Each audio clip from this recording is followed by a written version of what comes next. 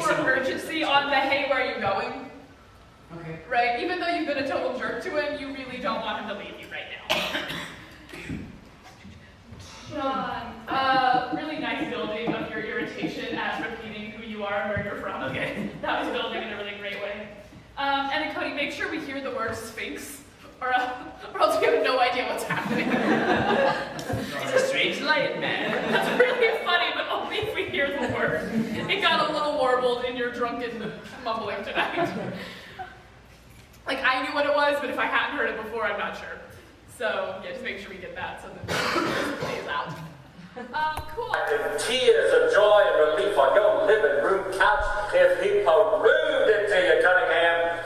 What would you do then? Well, if he perused it to me, I suppose I'd have to believe him. Cunningham, you are the faithless, cynical spawn of crackpot gypsy and a defrocked Nick.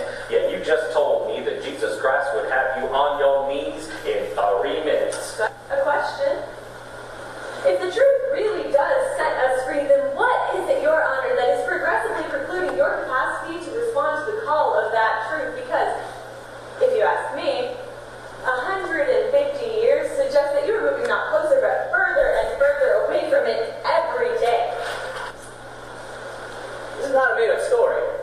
This is history. This is fact. We were a conquered nation, and I was a traitor to my people. Now, I was a Jew stealing from Jews.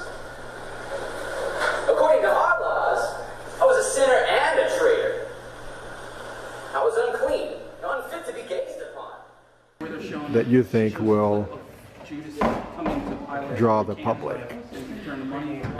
I think the most important thing to tell people about this show is that it is a very different take on a biblical story and some biblical characters, but if you're willing to listen to the end and if you're open to what it has to say, there is a gospel message somewhere in this show.